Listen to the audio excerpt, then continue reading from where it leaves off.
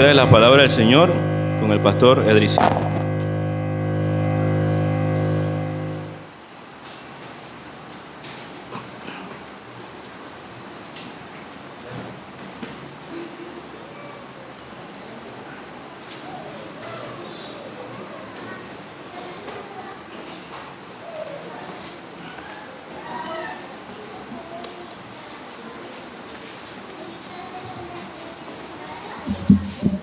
Buenos días a todos, feliz día del Señor.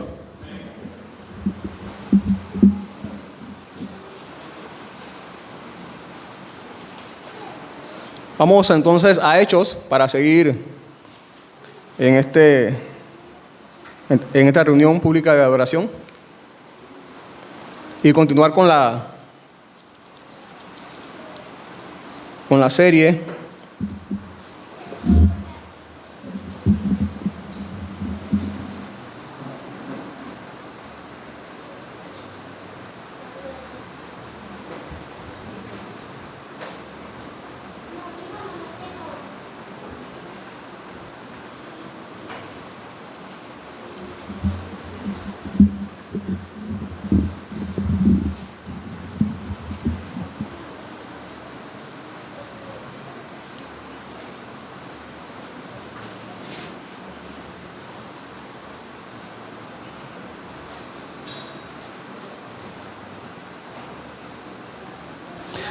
Bien, hoy terminamos el capítulo 2, según la división de nuestras Biblias.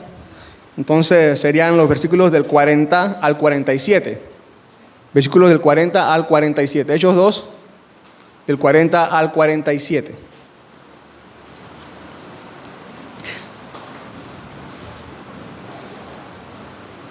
La semana pasada estuvimos viendo cómo entonces la misión comenzaba a ejecutarse, la misión que los discípulos estaban esperando. Entonces había sucedido la promesa, se volvió una realidad la promesa, y entonces los discípulos comenzaron a predicar, y el Espíritu Santo entonces tocó los corazones de algunos que estaban allí, de muchos, y se arrepintieron. Hoy seguimos entonces, para terminar esta parte, esta porción, versículo 40 al 47, ¿me siguen? Y Pedro, con muchas otras palabras, testificaba solemnemente y les exhortaba diciendo: sean salvos de esta perversa generación. Entonces los que habían recibido su palabra fueron bautizados, y se añadieron aquel día como 3,000 almas, y se dedicaban continuamente a las enseñanzas de los apóstoles, a la comunión, del partimiento del pan y a la oración.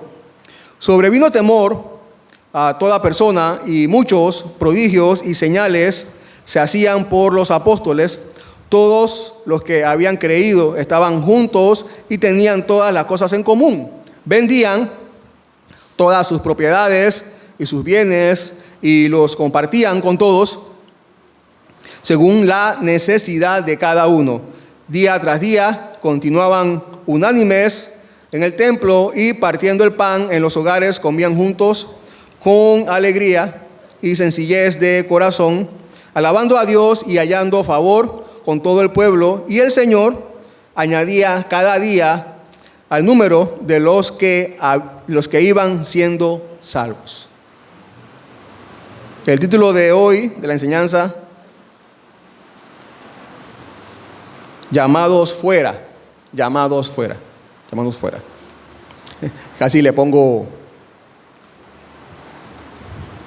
la primera iglesia bautista de Jerusalén como título, ¿verdad?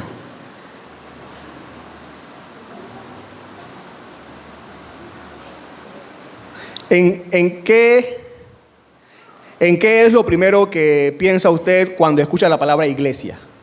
Cuando escucha la palabra iglesia, ¿en qué es lo primero en que piensa cuando escucha la palabra iglesia? Cuando nuestros padres nos pusieron nuestros nombres, o cuando nosotros, los que tenemos hijos, le pusimos nombres a nuestros hijos, o normalmente cuando alguien le pone, un papá o una mamá le va a poner nombre a su hijo, piensa no solamente en que le guste cómo suena, sino también en lo que significa, ¿no es así? Su significado. Buscamos siempre ponerle un significado bonito, o llamativo, o virtuoso, porque no solamente queremos identificar a nuestros hijos, sino que queremos que evidencien un cierto estilo de vida, entonces le ponemos un nombre. ¿Qué significa ese nombre? Valiente. Que quiero que mi hijo sea, o mi hijo va a ser valiente en la vida, ¿no? ¿Y por qué pusiste ese nombre? ¿Qué significa? Bueno, significa virtuosa. Es que quiero que mi hija va a ser virtuosa en la vida, ¿no? Entonces, la intención es que esta cierta virtud de lo que significa el nombre defina el estilo de vida del hijo o de la hija, ¿no? Aunque normalmente no funciona, a veces, ¿no? No funciona, ¿no? Entonces, los nombres a veces no funcionan, ¿no? Los padres le ponemos nombre bíblico a nuestros hijos, pero no funciona, ¿no? Jesús menos, así que no funciona Jesús, ¿no? Saben, lo mismo sucede con la iglesia, con el término iglesia. El término iglesia. Muchos, cuando escuchan la palabra iglesia, piensan en un edificio con una cruz en la punta del techo. Muchos piensan en eso cuando escuchan la palabra iglesia. Pero, el término iglesia en la Biblia precisamente apunta a cierto estilo de vida de ciertas personas. No tiene nada que ver con bloques. Muchos de ustedes saben eso. No tiene nada que ver con bloques, con techo, con zinc. Tiene que ver con las personas mismas y cómo viven. El término iglesia tiene que ver con las personas que se reúnen y cómo viven esas personas. Hacia allá apunta el término iglesia. En la antigua Grecia,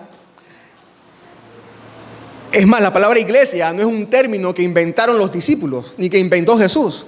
La palabra iglesia es un término griego, una palabra griega, y en la antigua Grecia se usaba en la política. Esta palabra se usaba en la política y se refería a un grupo de personas que de toda la sociedad, a un grupo de personas se les convocaba, se les llamaba para discutir asuntos civiles de la comunidad o de la sociedad. En la Biblia, entonces, la iglesia es un grupo de personas, entonces, que se llama. El término iglesia quiere decir llamados a salir, llamados fuera. Vamos a salir. Y entonces, en la Biblia, iglesia es un grupo de personas que salió para entrar a. Que salió para entrar a. En esta porción que acabamos de leer, ustedes se dieron cuenta que inicia precisamente el apóstol Pedro llamando a salir. Salgan, ¿no? Sean salvos, salgan de una perversa generación. Y al final de esta porción dice que el Señor añadía, entonces adhería, reunía a los que salían de esa perversa generación, los añadía a la nueva comunidad en Cristo. Salir para entrar a. Esa es la iglesia. Eso es la iglesia, un grupo de personas que salieron para entrar a. ¿Qué es la iglesia?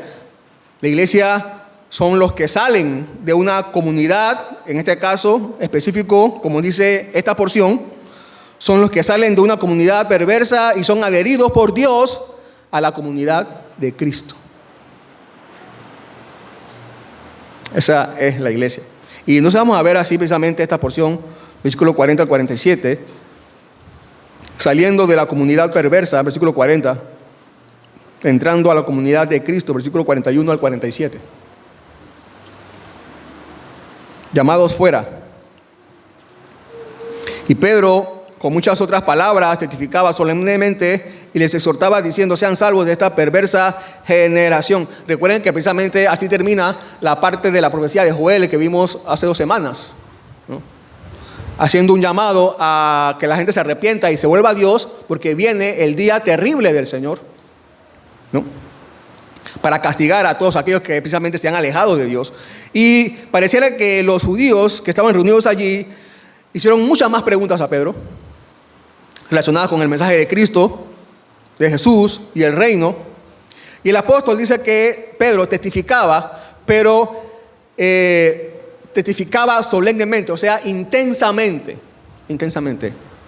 Es la idea allí. Testificaba intensamente, solemnemente. Y cuando dice testificaba, no se refería a que contaba cómo era su vida antes, porque a veces tenemos la idea de testimonio es contar mi vida, ¿no?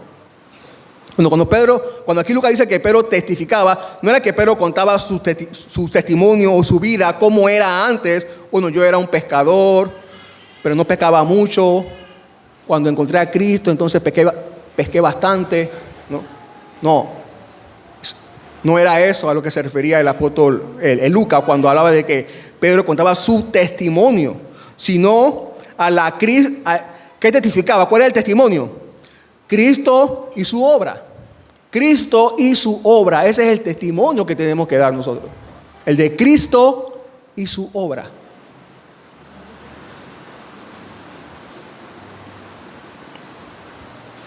Otra vez, lo hacía fervientemente, intensamente.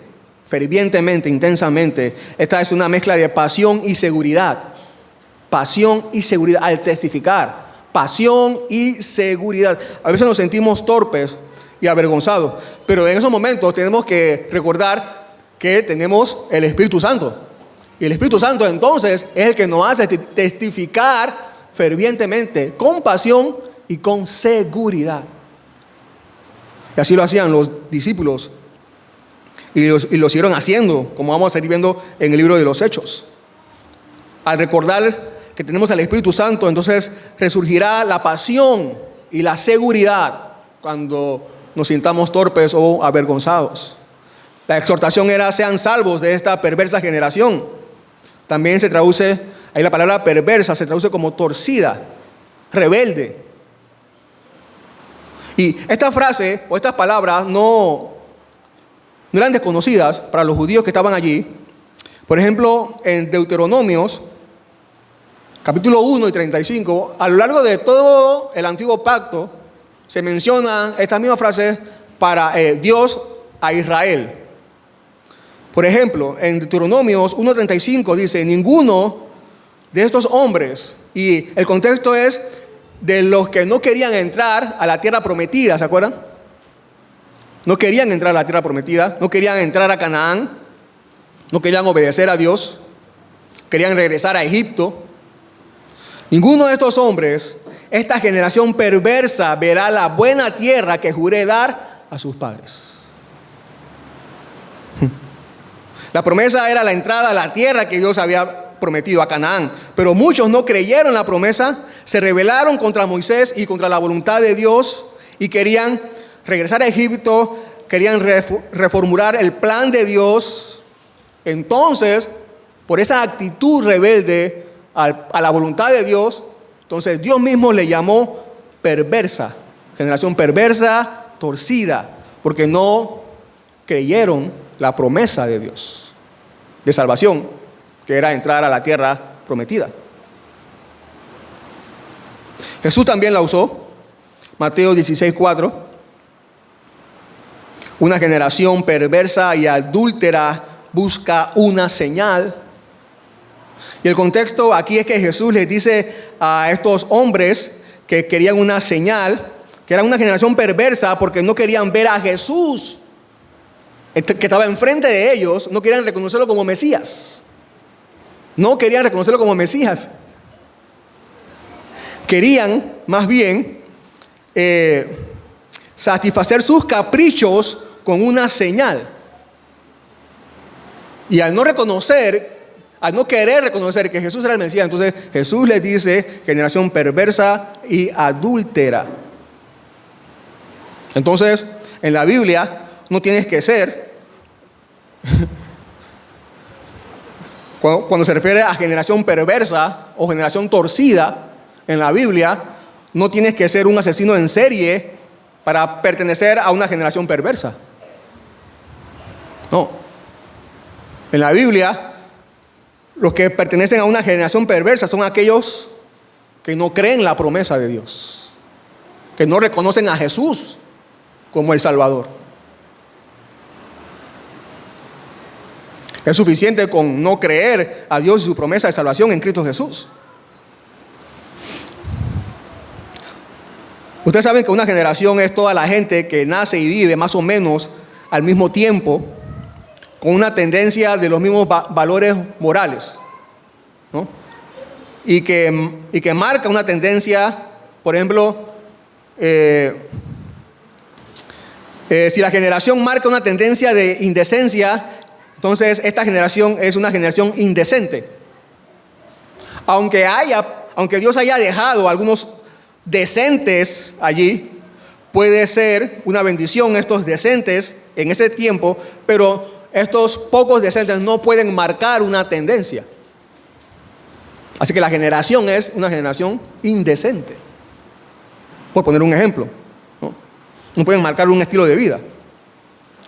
El estilo de vida es indecente. En todas las generaciones, desde que el mundo es mundo, la promesa de Dios ha sido ignoradas, menospreciadas y blasfemadas. En todas las generaciones, desde que Dios creó al mundo. En esa generación y en estas generaciones de hoy, no se deciden por la justicia, por la verdad, sino por lo que conviene.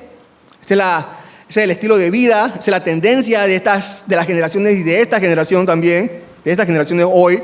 Lo que conviene es la verdad. La verdad es lo que conviene. No la voluntad de Dios, no los mandamientos de Dios.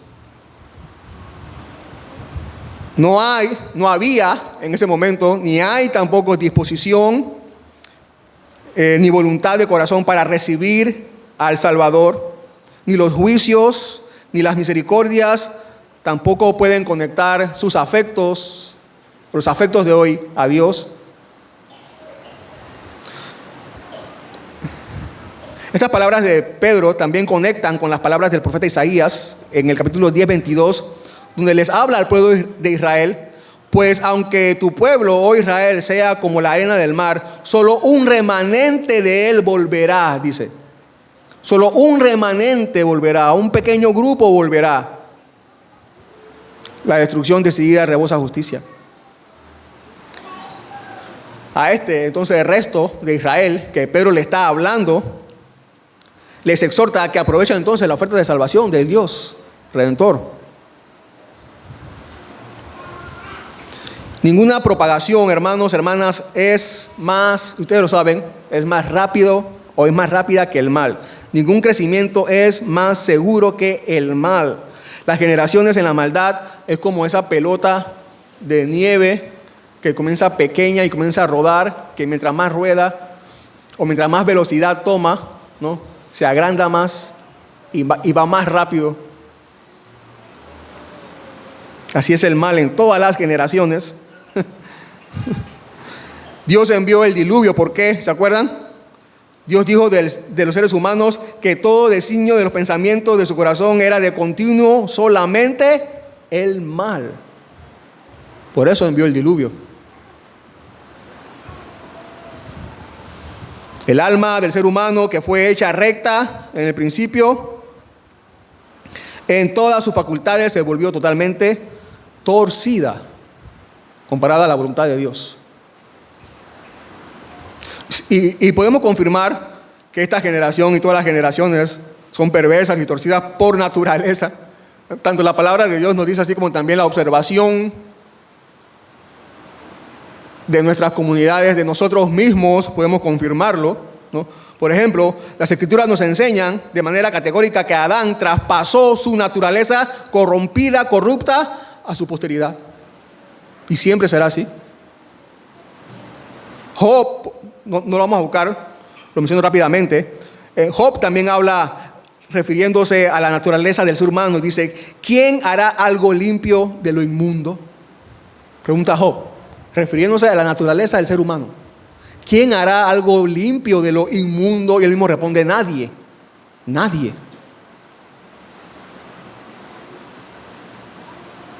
También está la confesión de David que leemos en el Salmo 51:5. Yo nací en iniquidad, hablando del pecado natural, y en pecado me concibió mi madre.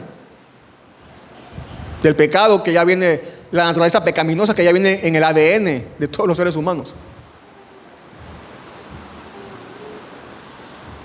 Recordemos también la conclusión de nuestro Señor Jesús cuando dice: lo que es nacido de la carne, carne es. Hablando precisamente de la corrupción y del pecado en el ser humano.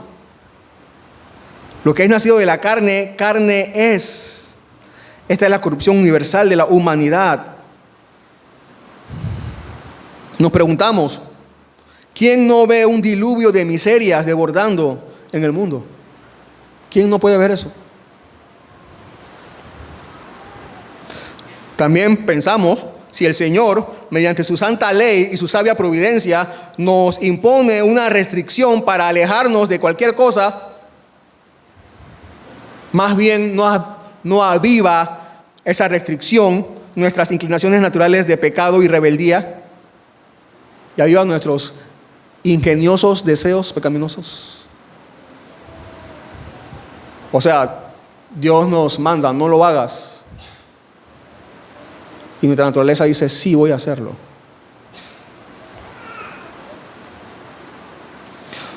No nos es natural cuidar el cuerpo aún a expensas del alma. Esa es nuestra naturaleza. No somos más fácilmente influenciados por malos consejos y ejemplos por malos consejos y malos ejemplos que por aquellos que son buenos. ¿A quién de todos los descendientes de Adán se le enseñó el arte de coser hojas de higuera para cubrir su desnudez? No seguimos naturalmente como descendientes de Adán sus pasos al ocultarnos de la presencia del Señor. Cuán renuentes somos a confesar el pecado, a asumir la culpa y la vergüenza. No queremos. No es natural para nosotros suavizar nuestro pecado y transferir la culpa a otros.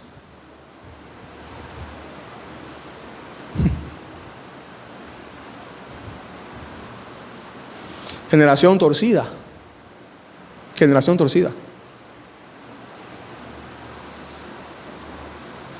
Pedro aquí los acusó, también recordemos, de matar a Cristo, de matar a Jesús, o matar al Cristo o al Mesías. Si mataron al Mesías, entonces sí era una. Si mataron al Mesías, al enviado de Dios, al Hijo de Dios, entonces sí era una generación perversa. No hay generación más perversa que la que rechaza a Cristo. ¿Esta generación rechaza a Cristo? Sí, la rechaza. El llamado es: sean salvos de esta generación. Ser salvos implica abandonar sus pecados, nuestros pecados, y volvernos a Dios en arrepentimiento.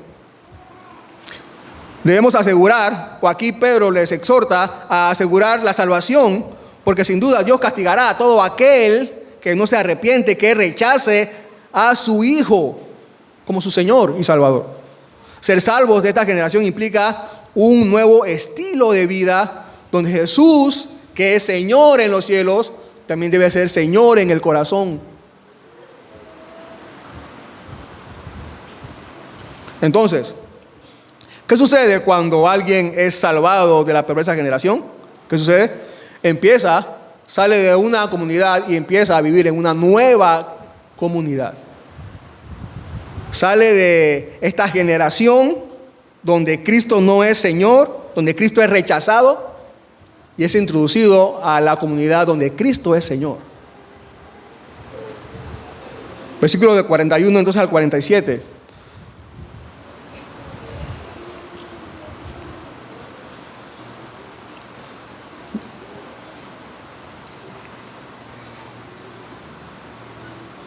Entonces los que habían recibido su palabra fueron bautizados y se añadieron aquel día como 3,000 almas. Los comentaristas dicen que debemos recordar las palabras que en aquel día, todo el día se estuvo predicando. O sea que no se convirtieron en un solo discurso como estamos normalmente inclinados a pensar, ¿no? Que Pedro predicó y 3,000 pasaron al frente y aceptaron a Jesús. No, todo el día se predicó, ni se convirtieron no fue bajo un solo discurso, ni en un solo lugar, ni por una sola persona. Todos los apóstoles predicaban, los 120 que estaban allí predicaban, unos, ¿no?, en otros idiomas, otros en otros idiomas, y no fue en una sola casa, pues donde había aquel tiempo una casa tan grande, ¿no? Todo el día se estuvo predicando, dice allí en el versículo, y ese día entonces se convirtieron 3,000 personas.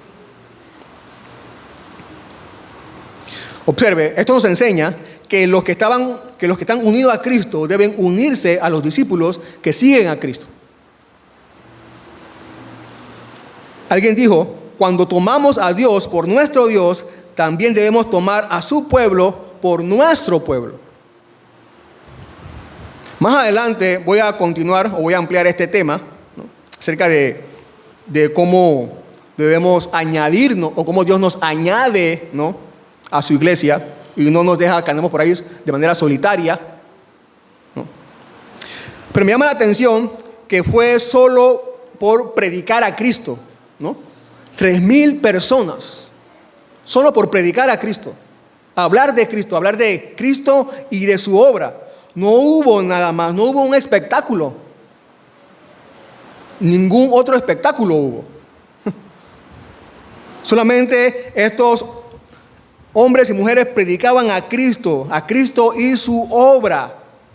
No hubo nada más, no hubo música. No hubo una obra de teatro. No hubo música. No estuvo el grupo de música de la Iglesia Bautista de Jerusalén allí, con los éxitos de su nuevo repertorio, ¿no? Mientras Pedro y los demás predicaban, no hubo tampoco un fondo de piano suave para mover los corazones de la gente,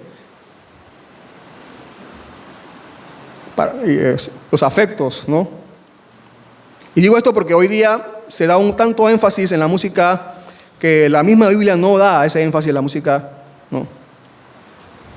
Gracias a Dios por la música, claro que sí, por los músicos también. Pero el poder no está allí. ¿Dónde está el poder? En el Espíritu Santo. Ahí está el poder, en el Espíritu Santo. Y eso tenemos todos para predicar el Evangelio. Podemos prescindir de los instrumentos musicales, pero seguro no podemos prescindir del Espíritu Santo. Y se dedicaban continuamente a las enseñanzas de los apóstoles, a la comunión, al partimiento del pan y a la oración. Y se dedicaban continuamente. Y esta es la frase que define el cambio de estilo de vida de estas 3,000 personas. Esta es la frase que define el cambio de estilo de vida. Y se dedicaban continuamente. Ahora tenían nuevas prácticas. Y no eran prácticas esporádicas, otra vez, sino permanentes. El seguidor de Jesús se conoce porque se dedica continuamente a ciertas prácticas que apuntan a una devoción a Dios.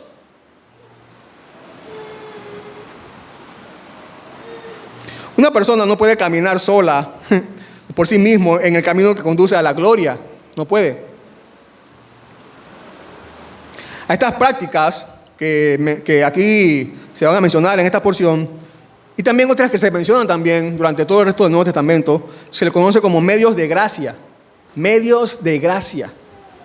Medios que Dios, disciplinas que Dios ha dejado, ¿no?, para que por su gracia, por el Espíritu Santo, nos mantengamos. Él nos mantiene, ¿no?, creciendo en su palabra y en amor los unos con los otros. Medios de gracia. Otros le dicen salvaguardas de la vida religiosa. salvaguardas de la vida piadosa. Número 1, dice allí, en la enseñanza de los apóstoles. Enseñanza de los apóstoles. Y esta es la primera práctica, el nuevo estilo de vida de las personas. Son las verdades, esta enseñanza de los apóstoles son las verdades del Evangelio de Cristo. Son las verdades acerca de Cristo y su obra. Son las verdades de cómo debemos vivir como resultado de Cristo y su obra. Estas son las enseñanzas de los apóstoles. Cristo y su obra y el resultado en nuestras vidas. Cómo se muestra la obra de Cristo en nuestras vidas. Estas son las enseñanzas de los apóstoles. Entonces tenemos verdades que seguir, doctrinas que guardar, que predicar y defender inclusive. Enseñanzas, doctrinas que tenemos que guardar, predicar y defender. Algunos dicen que las doctrinas no importan, que lo que importa es el amor. ¿Has escuchado eso? Pero si el amor en la Biblia también es doctrina, no se puede desligar una cosa de la otra. Alguien dijo, el cristianismo es un credo que florece en la conducta. La enseñanza de los apóstoles es la base bíblica de todas las formas de comunión conocidas y practicadas por los cristianos en la iglesia. Hasta el día de hoy, y siempre será así, hasta que Cristo venga, nos dedicaremos continuamente a la enseñanza de los apóstoles. En diferentes contextos, aquí desde el púlpito los domingos, o también en las casas, o también en otras reuniones, a la enseñanza de los apóstoles. También dice ahí, menciona la comunión. Este es un segundo salvaguarda, la comunión en la vida cristiana, que son las relaciones cristianas. En la comunión se encuentra un medio poderoso de sostener la vida espiritual en común. Hay dos formas de ayuda, ¿no?, que nos sirven en la vida cristiana. Una que viene desde adentro del Espíritu Santo. La oración, también como vamos a ver más adelante, como menciona Lucas allí, que hacían los primeros discípulos, ¿no? La devoción y todo esto. Pero también la que viene de afuera, ¿no? El contacto de corazón con corazón, mente con mente. Los cristianos, por supuesto, necesitamos las dos cosas. Pero aquí se habla de la comunión los unos con los otros. La verdadera comunión cristiana es la fuente de inspiración. La fe fortalece la fe. El amor aviva el amor.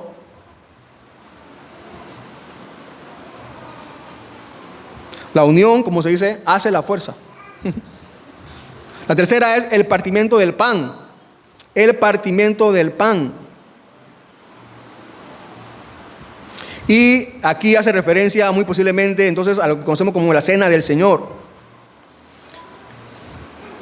En esta práctica confesamos nuestra devoción a Cristo, como lo vamos a hacer también ahora dentro de unos minutos. Este es un vínculo personal con nuestro Salvador. En él, en el partimiento de pan, en la cena del Señor, nos confirma que somos de Él, su pueblo. También vemos en la cena del Señor una promesa de una comunión que será eterna también, entre Dios y su pueblo. Matthew Henry dice, la cena del Señor es un sermón para los ojos. Aquí entonces nos acercamos a Él en la cena del Señor, no como esclavos, no como criminales, temblando a la vista de un juez, sino como sus hijos, favorecidos, eminentemente dotados. Nos reunimos a su mesa y nos regocijamos y nos gloriamos de que Él es nuestro Padre. Aquí en la cena del Señor somos verdaderamente bendecidos y disfrutamos de sus beneficios, los beneficios con los que Él nos ha favorecido por medio de su Hijo Jesús. Nuestra alma se alimenta, se fortalece, se confirma, se alivia, se consuela. La oración también continuamente a la oración también. Y seguramente este fue o es un efecto de la influencia del Espíritu Santo. Un cambio genuino siempre será seguido por un amor, una devoción, un amor, una práctica fielmente a la oración. Orar juntos. Orar juntos. Dicho sea de paso, oramos juntos como iglesia cada tercer sábado, así que están invitados, tanto hombres como mujeres.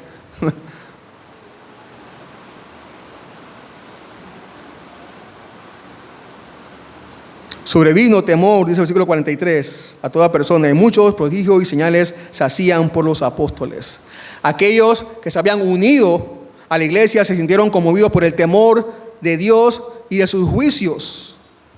Hay temor, había temor, siempre debe haber temor, tanto adentro como fuera de la iglesia. En todos los que oyen hablar del evangelio, la presencia de Dios es, de hecho, un asunto muy serio, aunque Él bendice, aunque Él sea bondadoso. Su evangelio, sus promesas son serias. Este temor también es parte de la obra del Espíritu Santo para preparar los corazones y para confirmar los corazones de los cristianos también. Señales que hacían los apóstoles, obras sobrenaturales que confirmaban la autoridad delegada por Cristo, y que vamos a seguir viendo el resto del libro de los Hechos, que van a seguir haciendo otras señales y milagros. Vamos a ver más adelante estas señales y milagros de manera específica. Versículo 44, todos los que habían creído estaban juntos y tenían todas las cosas en común. Vendían todas sus propiedades, sus bienes, y los compartían con todos según la necesidad de cada uno. Algunos han querido relacionar a los cristianos antiguos con el comunismo o el socialismo, ¿no? Cuando leen estos versículos. Pero me gusta cómo lo dice, o me gusta lo que dice este comentarista llamado Jerok. Dice así: pero la práctica de aquella comunidad cristiana decía, lo mío es tuyo, de manera voluntaria. La práctica de estos cristianos eran, lo mío es tuyo. El comunismo dice, lo tuyo es mío. Entre estos cristianos antiguos se decía, toma lo que tengo, de manera voluntaria, ¿no? Toma lo que tengo. Los comunistas dicen, dame lo que tienes. Ven que no es igual. No es igual. No es igual. Aquella comunidad de bienes, aquella comunidad que compartía, se fundó sobre un espíritu de amor a los pobres. Los que practican hoy cierta filosofía más bien siembran un odio hacia los ricos. No es lo mismo. En realidad, todo desprendimiento era voluntario allí. Todo desprendimiento era voluntario. Nadie ejercía autoridad sobre eso. Todo desprendimiento era voluntario. Y se sigue siendo así entre nosotros, inclusive hoy, aquí. Si alguien ve una necesidad, voluntariamente la cubre. Y cuando pedimos, ¿qué sucede? Apelamos al sentir que Dios ponga en el corazón. También.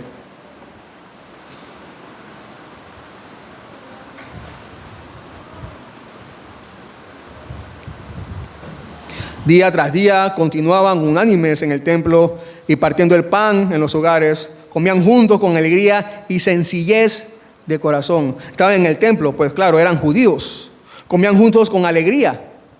En el caso del cristiano, porque reconocemos al dador del alimento, entonces nuestra alegría es doble. Sentimos mucha más alegría, más que otros.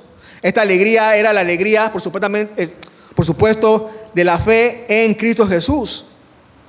Y su amor mutuo era amor en el Señor, amor que produce la fe, porque la fe obra por el amor, que es la vida del creyente. Los creyentes no debemos pensar, estos practicaban hasta en sus casas la adoración comunitaria. No solamente un día, el día señalado especial, sino que también lo llevaban a sus hogares, a sus casas, dice allí el versículo. Los creyentes no debemos pensar que la religión es solo para los domingos en el templo. Nuestras casas deben ser también casas de Dios, recibirnos los unos a los otros. Eso hace la iglesia del Señor. Estamos alegres de corazón porque creemos de todo corazón, así como creían también estos antiguos cristianos. Alababan a Dios. Los seguidores de Jesús se reúnen para alabarle, continuar hablando de sus maravillas. Alabar a Dios es el resultado de conocer a Dios. Una vez que alguien conoce a Dios, entonces este conocimiento va a resultar en una vida devota a Dios, que rehúsa en alabanza a Dios. Los que conocen a Dios se reúnen para alabar a Dios. Allá van, dice ahí, el favor con todo el pueblo.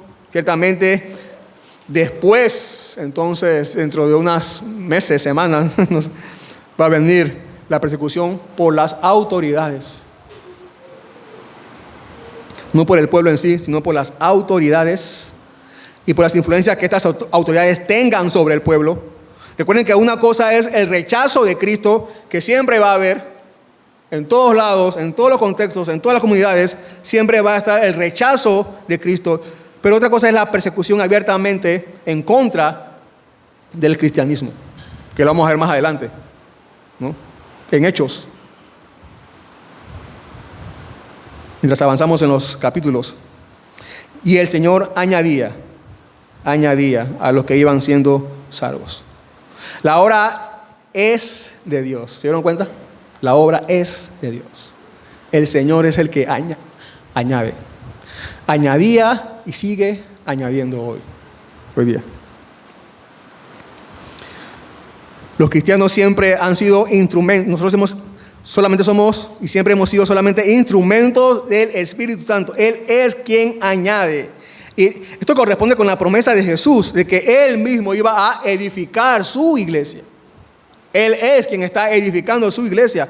Nosotros predicamos, pero Él es quien quebranta los corazones. Él es quien hace la transformación de los corazones. Es Él quien llama hacia afuera. Es Él, de la perversa generación, a la comunidad en Cristo.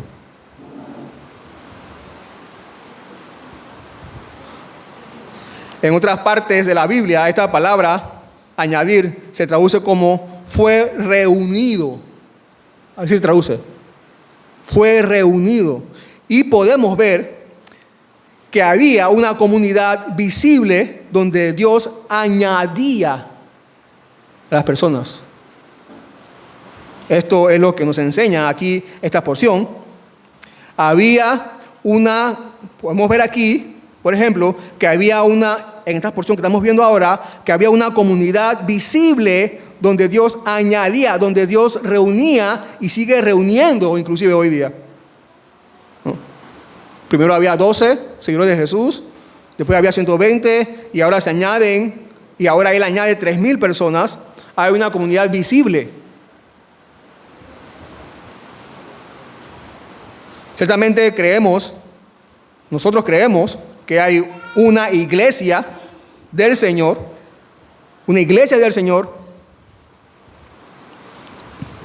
que incluye la iglesia, como decimos, la iglesia triunfante, aquellos cristianos de todos los tiempos que ya han muerto, y también está la iglesia militante, la que todavía está viva aquí en este mundo, la iglesia triunfante y la iglesia militante, que es una sola iglesia del Señor. Esa iglesia ahora mismo es imposible que nosotros la veamos, esa única iglesia del Señor. A esta iglesia también se le conoce como la iglesia invisible. Esta iglesia solamente la puede ver Dios, por supuesto, ¿no? Compuesta de todos los cristianos de todos los tiempos, de todas las épocas. La iglesia es la comunidad de todos los verdaderos creyentes de todos los tiempos. Pablo dice, Cristo amó a la iglesia y se entregó por ella. Efesios 5:25. Y el término iglesia se usa para aplicar a todos aquellos por quienes Cristo murió para redimirlos, todos los que son salvados por la muerte de Cristo. Pero por supuesto, entonces eso debe incluir a todos los creyentes, otra vez, de todos los tiempos, tanto creyentes del nuevo pacto como creyentes del antiguo pacto también.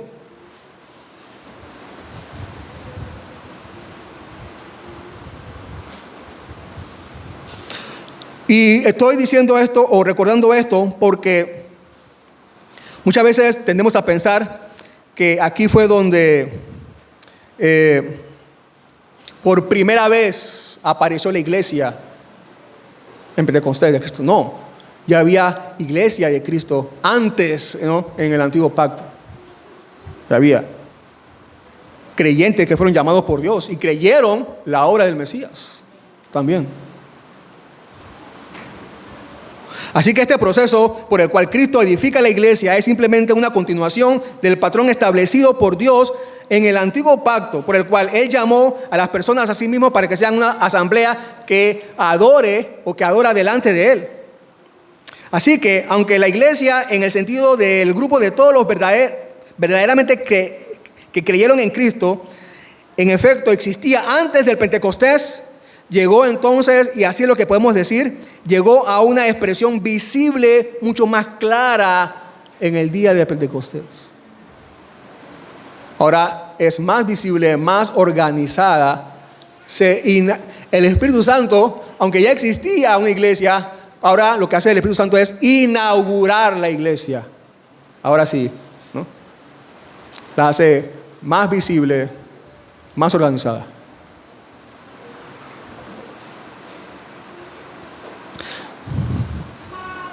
Pero otra vez, hay una comunidad donde Dios añadía y sigue añadiendo. Algunos que están vivos hoy, que dicen creer en Dios y en Cristo, argumentan que ellos pertenecen a la iglesia invisible de Dios.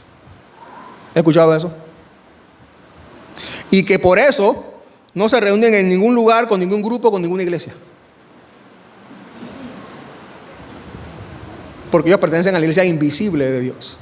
Pero esa invisibilidad es tan invisible que ni siquiera Dios la ve. Ni siquiera Dios ve. Otra vez, Dios está añadiendo a una comunidad visible de seguidores de Cristo. En la Biblia podemos ver este patrón de Dios en la que las personas se unieron inmediatamente al resto de los llamados. Llamados es la palabra en español para el término iglesia. A los que Dios iba salvando, los añadía al resto de los llamados. Se unían con los demás. No se quedaban en una iglesia invisible. Se unían con los demás para aprender, para crecer en la palabra del Señor, para convivir, para orar juntos, como vimos hace un momento. Tan pronto como la conciencia ha sido despertada, el juicio convencido y el corazón sometido a la obediencia de la fe en Cristo, estas personas, las de ayer y las de hoy, las que vendrán, se bautizan y se acercan al resto y dicen: aquí estoy, ¿cómo puedo servir al Señor y a su iglesia? Y confiando otra vez en estos medios de gracia que Dios ha provisto para su iglesia, lo que acabamos de mencionar, ¿no? La enseñanza de los apóstoles, la comunión, la cena del Señor, la oración.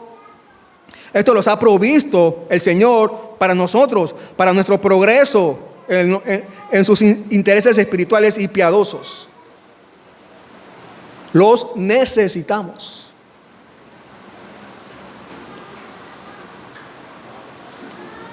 Estas añadiduras a la iglesia se describen como,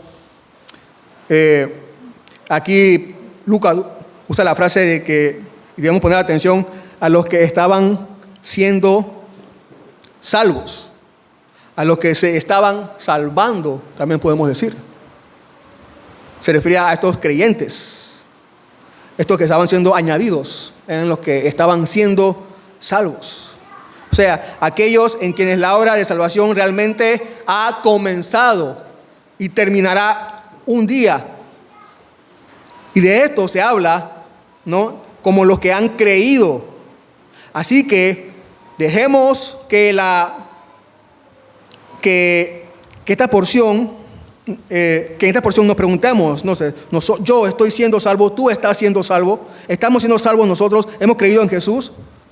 Si lo hemos hecho, entonces el proceso de salvación dentro de mí, dentro de usted, debe estar en marcha y debe estar siendo liberado del poder reinante del pecado cada día, en santificación. Estoy siendo guardado, está usted siendo guardado por el poder de Dios mediante la fe para salvación, como dice el apóstol Pedro más adelante en sus cartas. Seremos guardados y seremos presentados nosotros, si hemos creído, al fin, sin mancha, ante la presencia de Dios, con gran gozo.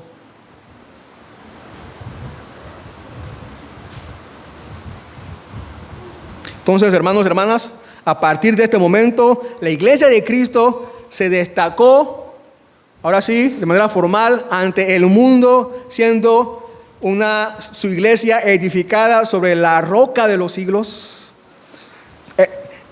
Ahora la iglesia tomó su forma de la morada del Espíritu Santo,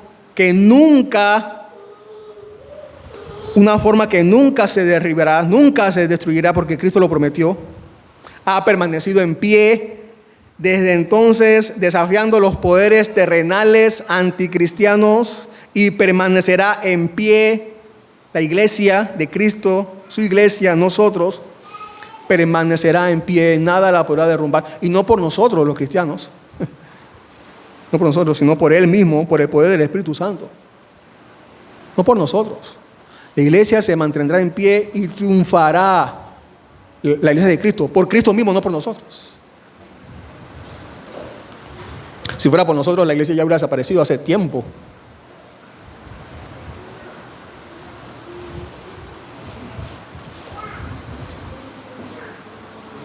Por el poder del Espíritu Santo se sostendrá. Él la edifica y Él mismo la va a sostener.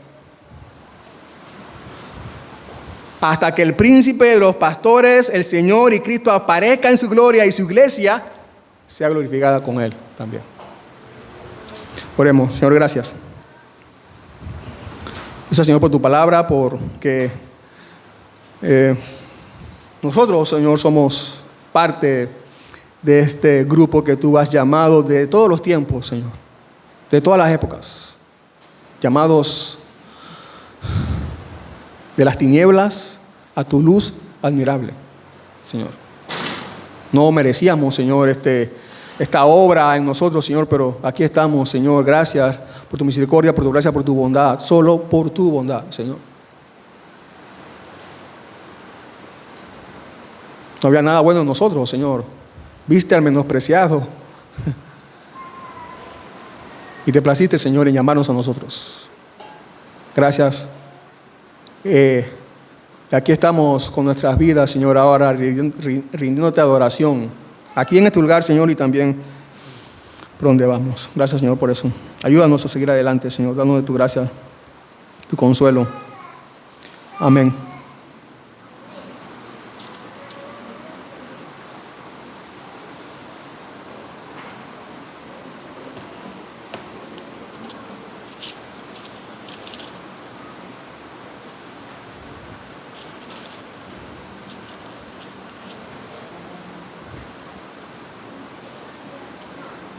Bien, seguimos adorando y esta vez les invitamos a todos a participar precisamente de la Cena del Señor.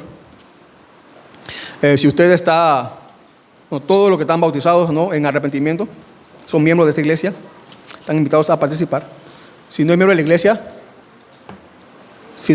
la iglesia, pero está bautizado en arrepentimiento y tiene buena comunión con la iglesia donde está, también seguro es bienvenido a participar también.